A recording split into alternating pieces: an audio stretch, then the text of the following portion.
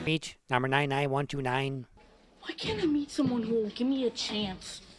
Somebody who will ignore my stupid hair and my different colored socks and see the real me. Well, that is the real you. You've got a woman calling you? On purpose? Yeah, I get around. Who am I kidding? I'm scared to death. I don't know what to do. Yourself. I can't. I want to impress her.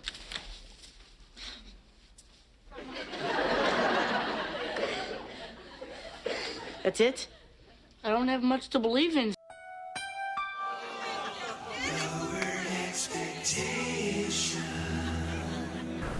First off, I am befuddled as to the labyrinth of plots, misunderstandings, double bluffs, and a web of lies. All right, I'll compromise.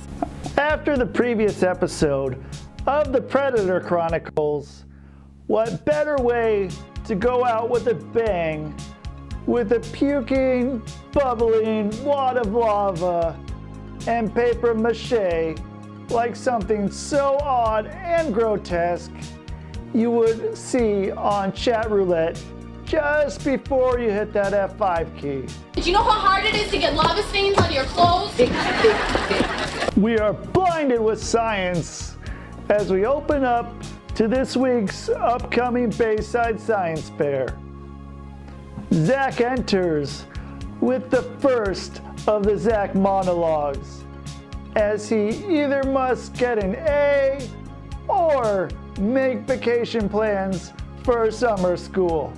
Our arrangements. You do the work, I take the breaks. Well, aren't you going to do any work at all, Zack? Well, no.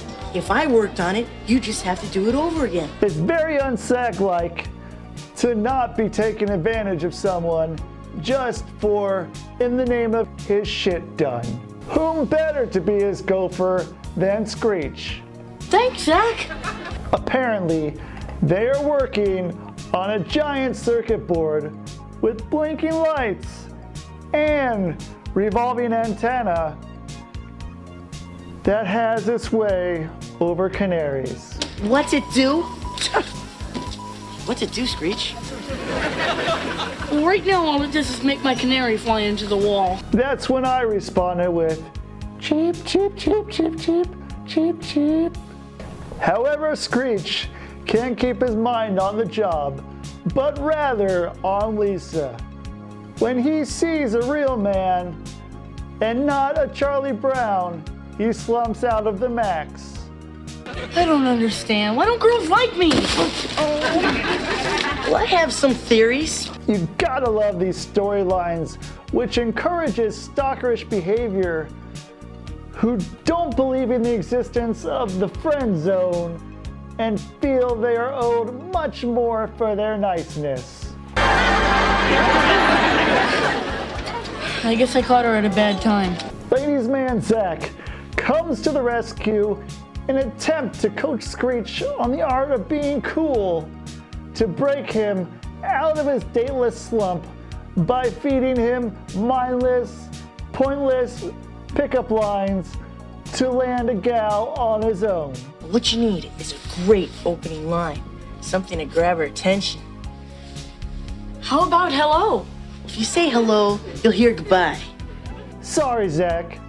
Something you may have overlooked, and that is within the hollowed halls of Bayside, there is an extreme age difference between Dustin Diamond, who probably hasn't developed his pubes yet, is hitting on gals who look like they could also stand in as freshmen in college. It's like shooting fish in a barrel. Even if he was half their age, everyone knows they go for the rebel who rides Harleys or fucks shit up again so Screech gets shot down again. You looking for something? No, babe, I found it. And again. Did you know that worms are a source of protein? Why don't you go eat some? And again. What I meant to say was, how much did you have to pay the contestants to get into the Miss Universe contest? Get lost, creep! That's it? I don't have much to believe in, Zack. So as a result, Screech retreats to his locker to ferment in his own juices of being distraught. Funny that through all of this, that there was an adult gym teacher present who does nothing but watch. I'm guessing liability suits due to possible school fights mean nothing to Bayside. Thank you. Zack has plans for him to loiter somewhere else to see if she can get Jessie to feel sorry for Screech to ask him out. No matter what a person looks like, look at Beauty and the Beast. He is a wonderful person inside. So is my friend. She almost falls for it until she finds out it's Screech and find out how full of shit her character is. Screech, are you crazy? Me go out with Screech? Ah! Yeah, equality my ass. I know that, Zack, but we've all learned to live with it. When Screech returns, Zack tells him a hot dame will call you on the payphone at precisely 3:30 p.m. because that's the initial contact where all love occurs. Like, I know this is kind of sudden, but I have to tell you the way I feel. You know, I've been watching you for a long time. You're really cute. Yeah, if you're thumbing through the escort ads. Maybe so, but this is neither the time nor the place to share those feelings. However, the phone is occupado by Slater, whom is talking to one of his honeys from Italy. But Screech wants him off the phone or prepared for a throwdown. I have to go. My life is being threatened by a bully. Since Slater sees him as having the life expectancy of a housefly, he takes pity on him and just Screech to just be himself. Be proud of what you are. Whatever that is. Looks like Slater is the new voice of reason. Rings. Be strong. Thanks, Slater. Meanwhile, in the bathroom, Belding takes a shit. No. He literally waltzes into the bathroom, opens the stall, drops his pants, and makes a deposit. Who is that? I'm not even joking. This is the smelliest cutaway ever. The men's room is one of the few doors education should not open for you. Yet the audience goes cuckoo for caca. First time actors use something for their intended use. There's a really good explanation for this, and I wish I could find it. Back on the payphone, Screech's mystery lover calls him, and things are going great until one of those obscure plots that only Saved by the Bell can BS their way out of. It is revealed that the mystery lover in the bathroom is Zack, who reveals her feminine side as Bambi. While this is going on, Belding, still making TP out of his bunghole, assumes Bambi is out there for him for one of those truck stop force fuck encounters.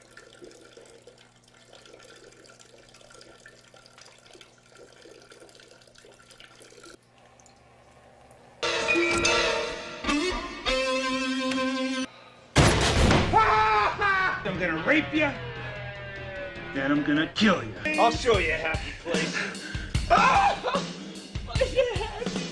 Here's your happy place. Zack leaves and Mr. Belding still continuing to wipe his ass while flirting with Bambi at the same time before Slater shows to make light out of one odd fucking situation. Bambi? Are you there, Bambi? Yeah, I think she ran back into the forest with Thumper. The following morning, love is in the air as Screech is ecstatic after talking all night with Bambi while Zack takes a siesta. Screech, eager to meet his phone sex operator, Blink's chat line, but Zack feeds him a lot of excuses that immediately send Screech into the doghouse as he exits the room with chin tucked into his chest. Anyone who thinks what I did to Screech was mean, raise your hand. He doesn't even really come up with an excuse. He just says she's having identity issues, and then... And like, did Zack not think this through? He had to think that at some point Screech was going to want to meet this woman. Well, and why didn't, during their all-night phone conversation, Screech ever say, like, hey, why don't we meet each other at some point? Or even discuss that as a possibility? He doesn't have any confidence, Ryan. Yeah, I see that. He just talked about worms the whole time. Yeah, you're probably right. Yeah. A random extra of no importance rushes in to say, "Everybody, come quick! You gotta see this!" Rather than look at Mr. Belding's droppings, they find to see Screech handcuffed to his locker, confessing his undying love for Bambi. He refuses to leave or do any more of Zack's dirty work until he meets Bambi. Can't eat, can't sleep, can't do science projects. I'm not leaving this locker till I meet Bambi, Zack. I feel bad about this, but he'll get over it. It was like, I feel this new, strange emotion that I've never experienced before. What is this human emotion? Which Bambi can't even see him. He doesn't know where Bambi is. Now, I guess maybe this is as good a time as any to say that so far, like at least Lisa, Jesse, Mr. Belding, this entire room of people who've come to see Screech, and Screech himself have now all heard of this Bambi, yet nobody knows who she is. No one even questions, like, I've never met a Bambi at this high school before, I don't know. Mr. Belding seems to know every single student in his school, except this Bambi girl who he doesn't even question exists. He's got a file cabinet with all their files. Yeah, exactly. He's never noticed there's no Bambi in there? No one ever questions, like, I've never seen a Bambi around high school. We went to a big high school, and I guarantee you, if there was someone in our high school named Bambi, we would have known about it. Mr. Belding and a nameless laborer are able to jerry-rig the locker into his office while Kelly enters to put her books in her locker next to Screech's.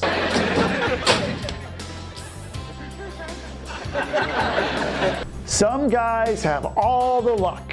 I have to go to the bathroom. That is short-lived, as Screech runs out of luck as he is about to have an assquake, telling Belding he has to use the bathroom. As Belding goes to his desk, I'm 100% sure he is reaching for a wastebasket and toilet paper so Screech can do his dirty deeds but instead phones his secretary, whom is suffering from amnesia. Jenny, get maintenance up here right now, code blue. Who is this? Mr. Belding then calls in Zack and demands that either Bambi meets Screech right after school at the max, or he is going to full-on detention mode. This is one of the few times that Belding oversteps his bounds, and they sort of acknowledge it. You're right. Yeah. But also, why isn't he just like, Screech, you are in trouble? Just lock yourself to a lot. Why does Zack have to resolve this? Why aren't the parents involved at all? Yeah, where are the parents?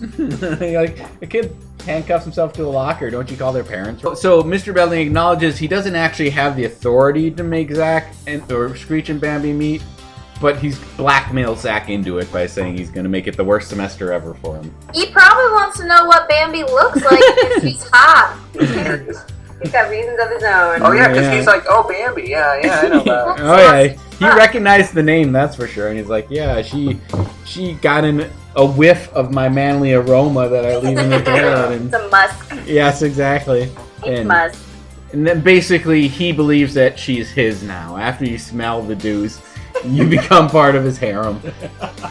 Zack goes to Jesse's to ask for full assistance into drag mode, while Lisa also comes over to help him play dress up at this point and laugh.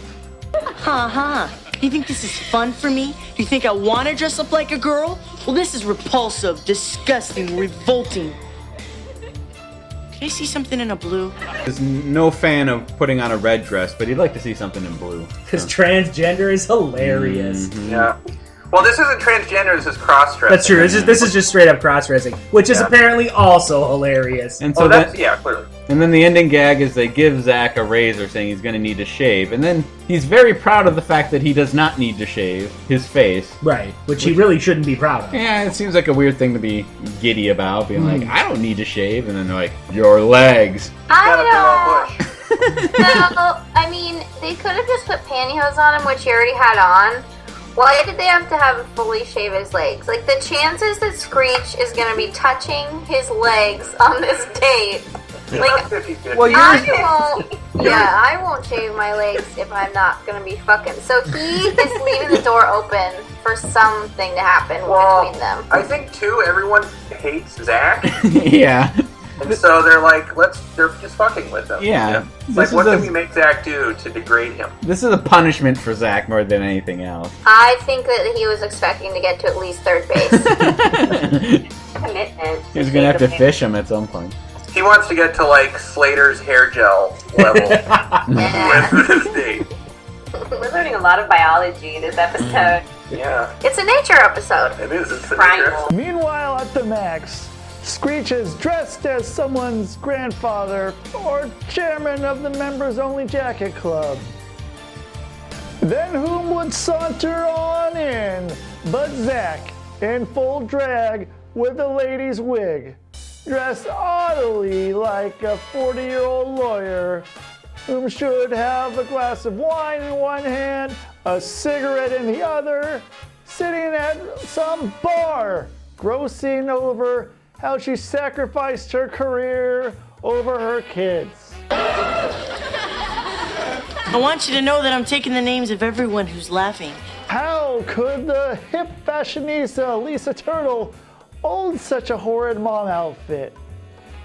Funny, it only takes 0.5 seconds to enter the door until he is hit on by an extra, while every male character gives her the look. All part of the standing tradition for all the drags forced to show for the name of everything holy in the plot are to be flirted, ogled, and awed by every man they come in contact with, who find her simply irresistible. Hi there. Who are you? Your worst nightmare, pal. Yet Zack looks like as if Vanilla Ice had his love child with Goldie Hawn. This little guy has good taste. Fresh. Screech introduces her around to Kelly and Slater. Slater does hit on Bambi before realizing it's Zack. Morris? Nice legs. Seriously, people, get your visions checked. Now, Slater knows Bambi is Zack. He encourages Screech to kiss her to make Lisa jealous. Screech, for being the lovesick fool that he is, Bambi reveals herself as a Southern belle, but it's never clear just how old Zack wants her to be. Nice to meet you. Don't I know you from somewhere? I don't know, were you ever a brownie? Yes, I was. What troop were you in? F troop.